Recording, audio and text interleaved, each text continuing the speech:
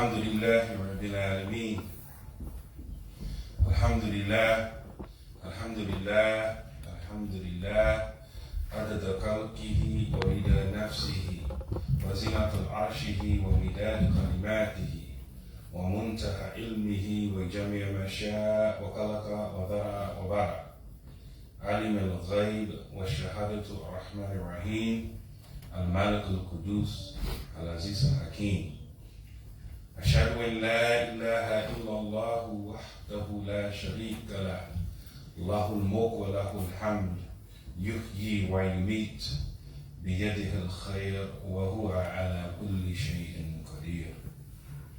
وأشهد أن محمدا عبده ورسوله صلى الله عليه وسلم أرسله بالهدى ودين الحق ليظهره على الدين كله ولو كره المشركون. أما بعد، فيقول الله تعالى في القرآن الكريم: يا أيها الناس إنا خلقناكم من ذكر وأنثى وجعلناكم شعوبا وقبائل لتعارفوا إن أكرمكم عند الله أتقاكم إن الله عليم خبير. صدق الله العظيم. يا إخوان المسلمين، أوصيكم بتقوى الله عز وجل. Alhamdulillah, after praising Allah, sending peace and blessings upon his beloved Prophet Muhammad sallallahu alaihi wasallam, we advise all of you, all of us, to have fearful awareness of Allah, have fear or God consciousness, have taqwa of Allah. In a few minutes that we have together, we are going to be talking or expounding upon the theme of re-education from miseducation. This is the title and the theme of today's khutbah. Re-education from miseducation. Where did that title, where did this theme come from? As many of you already know, we have every week a gathering, a get-together online with myself and two other Imams called the Black Imams Roundtable. And last week, or this week rather, last Tuesday, on the Black Imams Roundtable, we had a guest Imam on. His name is Imam Dawood Wali from Detroit. And Imam Dawood, he wrote a book called Blackness and Islam. And in the book, he summarizes on what blackness meant during the time of the Prophet sallallahu alaihi wasallam and how it was defined during the early time period. He also talks about how even in some of the Islamic scriptures, how blackness became demonized. For example, he mentions the myth of the curse of Ham. A lot of Muslims don't know that this biblical narration, this biblical aberration has even found its way into some Islamic scriptures. So some people, Muslims, actually believe the whole narration, which I won't go into, but they actually believe that Noah cursed his son, Ham. And Ham is the progenitor or the forefather of most black people. And this narration is used to justify certain things like slavery, colonialism, a lot of other things. So he debunks and shows where some of these things came from in the book. And then he mentions many black figures that are mentioned in the Quran, like Luqman al-Hakim. Luqman the Wise, chapter number 31 is named after him. And then he mentions some companions, Sahaba, companions of the Prophet sallallahu alaihi wasallam, who were black. And then he mentions some people from the family of the Prophet sallallahu alaihi wasallam, Ahlul Bayt, who were black. So we're talking about this book. And my friend Imam Amin asked him the question, okay, we got it. We understand that black people are included in part of the Islamic narrative. We understand all of this. But what do we do with this information? What type of action do you hope or would you expect to see from all of this information? And his answer to that question is the topic and the theme of today's khutbah. Re-education from miseducation.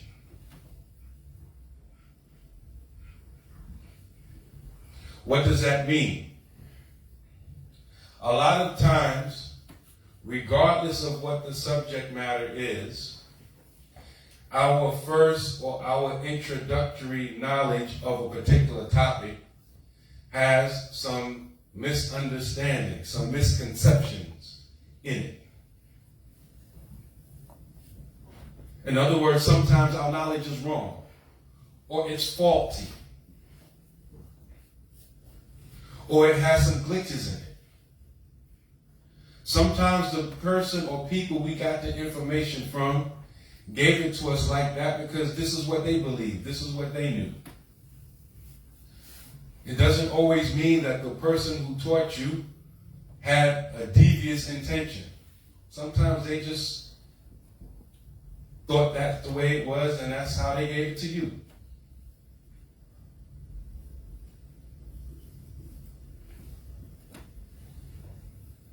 And so what we have to understand is that we are not like Allah, where once we learn something, that knowledge is 100% truthful, 100% factual, and everything that we know now, there's no room for improvement, there's no room for upgrading, there's no room for fine-tuning. Our knowledge is not absolute and it's not perfect. And so there always has to be room in our mind and in our subconscious for improvement. The information I think I know, I may not know it as good as I think I know.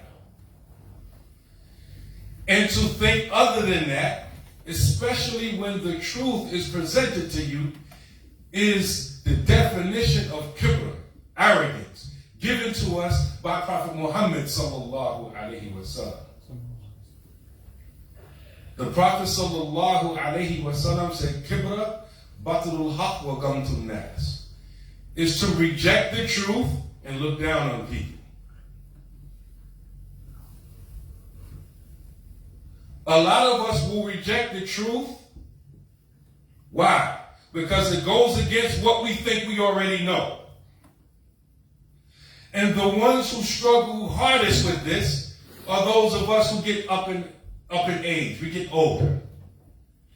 And so the way we think is that when information is presented to us, we try to twist the information or try to twist the new reality that is presented to us to make it fit into what we already know, and it should be the other way around.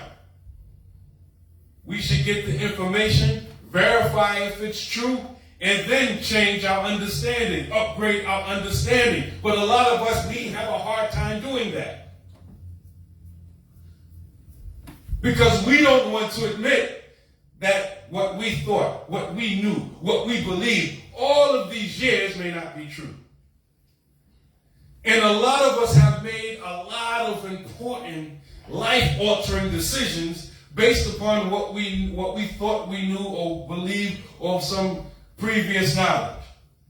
And a lot of us don't want to face the reality of having to upgrade what we already know. So you mean to tell me that if that is not true, then all of the actions that I took based upon that knowledge, which wasn't true, may have been wrong or faulty. A lot of us can't face that reality. So we stay where we're at. And that's not good. The people who we quote, the people who we love, the historic figures who made a difference, they weren't like that. They were always open to be corrected and to have their views changed.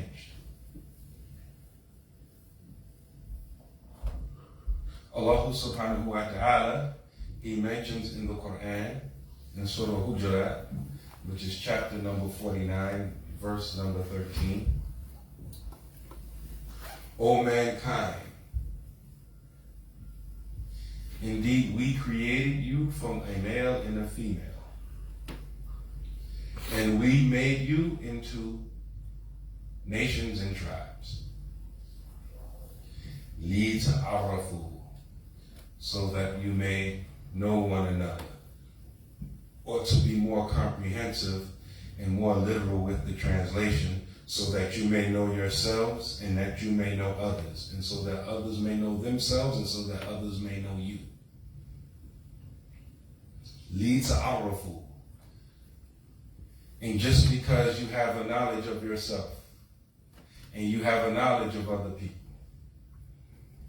and all people have contributed good things, great things to society, not just your people.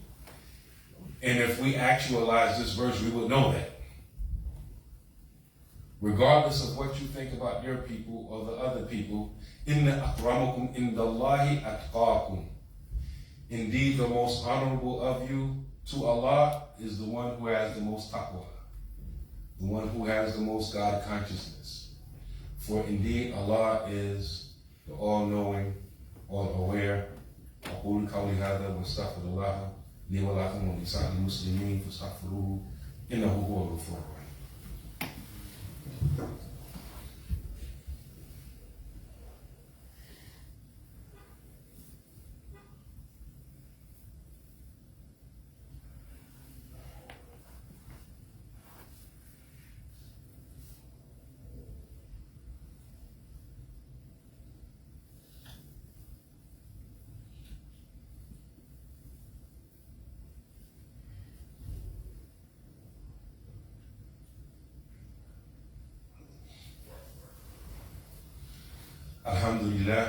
الحمد لله رب العالمين وأفضل الصلاة وأتم التسليم على سيدنا محمد وعلى آله وصحبه أجمعين ورضي الله تعالى عن سادة التابعين وعلماء العاملين وأئمة الأربعة المجتهدين ومقلديهم إلى يوم الدين أما بعد يا إخوان أوصيكم بتقوى الله.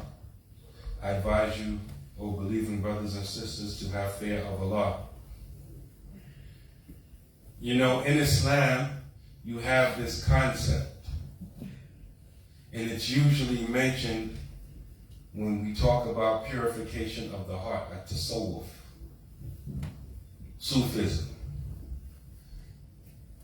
This concept of takhliya and tahliya. This understanding that what you're trying to do is to empty your heart out of blameworthy characteristics. That's takhliya. Cleaning. Getting the filth out. Getting the grime, the dirt, the najasa out of your heart.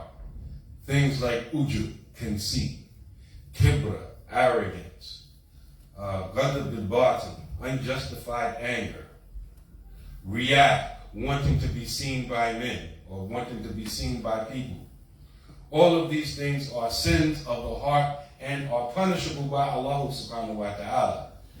These are sins that people may not necessarily be able to see, but nevertheless they're sins.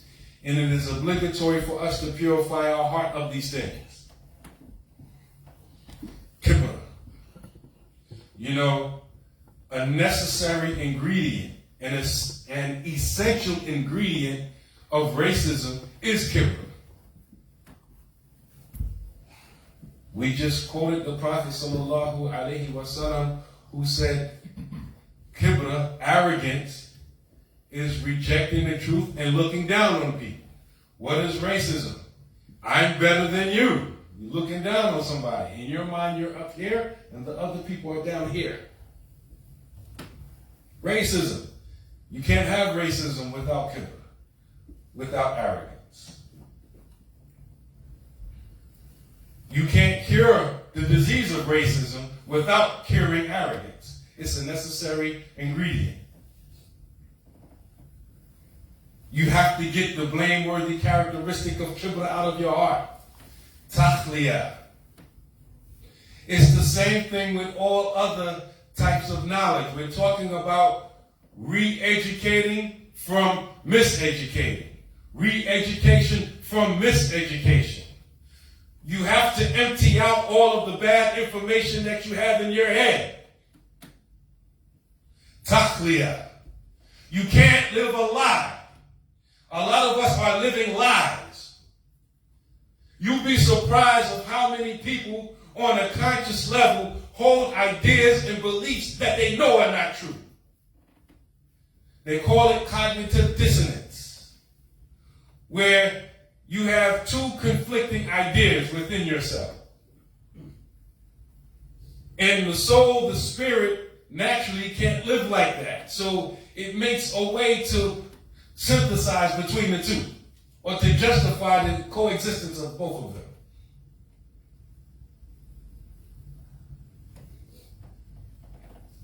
Re-education from miseducation. Anytime you get some new information, you have to evaluate it. Most of us aren't like that. We already have an opinion about something.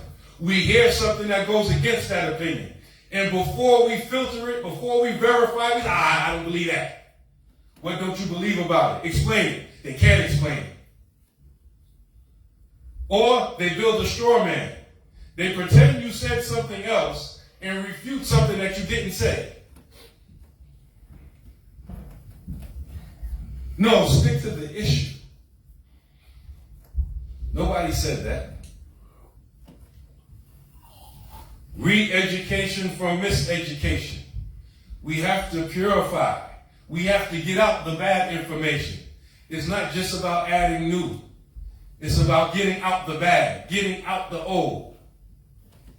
And our deen, our way of life, is one that is based upon isnad, chains of authority.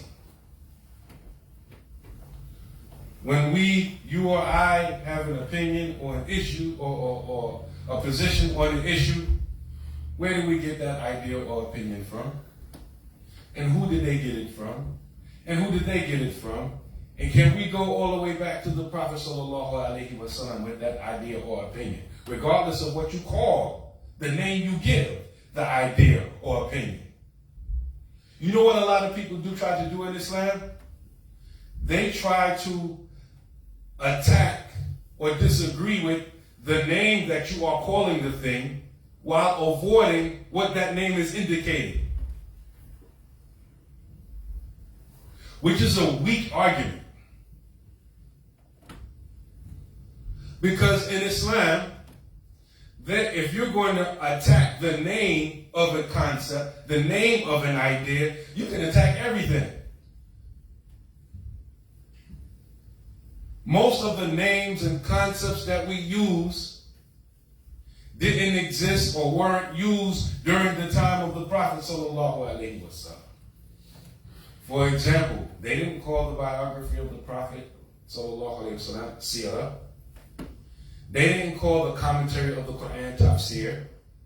The scholars of the Sahaba weren't walking around talking about, I have a sahih hadith, no, that hadith is da'if, no, that hadith is hasan. They didn't use those terminologies. But those concepts were there. The names were applied later. You understand what I'm getting at? So if somebody wants to argue with you, they won't argue with what the name is pointing at. They will attack the name. They didn't use that name before. That person is being intellectually dishonest. Okay, forget the name. Let's get to the essence of what the name is indicating. And then it gets quiet. A lot of times we're hooked up on titles. We have to stop being hooked up on titles and names. The names are indicating something. When I'm driving to Pittsburgh on 76, east or west, it don't matter. You can apply this to any other city or town or state. And the sign says, Pittsburgh, exit such and such. Is the sign Pittsburgh? No, the sign is not Pittsburgh. The sign is a piece of metal. The sign is indicating which way to get to Pittsburgh. Who would argue that the sign is Pittsburgh? The sign is just a label. It's just a title. It's just an ishara. It's just an indication directing you how to get to Pittsburgh. Nobody would have a full-blown argument on whether the sign itself is Pittsburgh.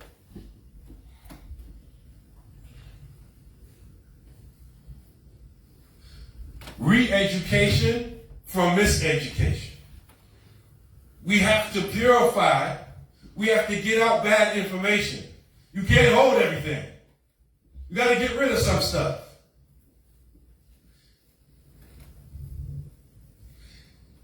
I mentioned two things. I mentioned tahliyah, and there's also tahliyah. There's also the adornment or the beautification of the heart. And we're going to extend that to include new information. This is an ongoing process. We have to humble ourselves. We have to humble ourselves. Part of seeking knowledge is being humble. You can't be arrogant and learn everything. And learn anything. Why? Arrogance is a hindrance to knowledge. Because you already think you know. Who can teach you what you already know? Who can teach you? Most of us think we already know something. Can't teach that person. Even about one another. Some people already think they know about us. Or they know about the other person. This is part of racism. People have a preconceived idea about someone. They've been primed. They've been miseducated to think that someone is this and someone is that. And then when they see information to the contrary, they reject the new information. It's also called propaganda. And in Islam, the Islamic methodology is to not only evaluate the information, but before you even look at the information, you look at who's giving you the information. That's the Islamic methodology. And it's very apparent in the science of hadith. A hadith has two parts. It not only has a matan, the text of the hadith, but it has an isnad. It has a chain. So before you even look at the matan, you're looking at the isnad. You're looking at the ilmu rijal, the knowledge or the science of men in there. Were all of these people trustworthy? Did they have strong memories? Did they have strong memories at one point in time and their memory got weak? All of these things our scholars know that most of us don't know. So it's not just about who the information that's given to you. Where did you get the information from?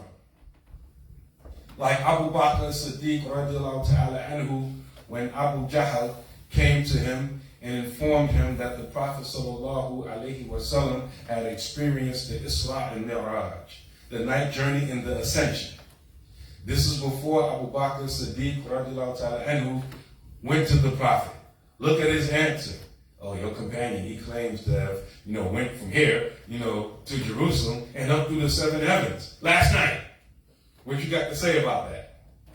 Remember, Abu Jahl is the one telling Abu Bakr this. Abu Bakr's response is beautiful.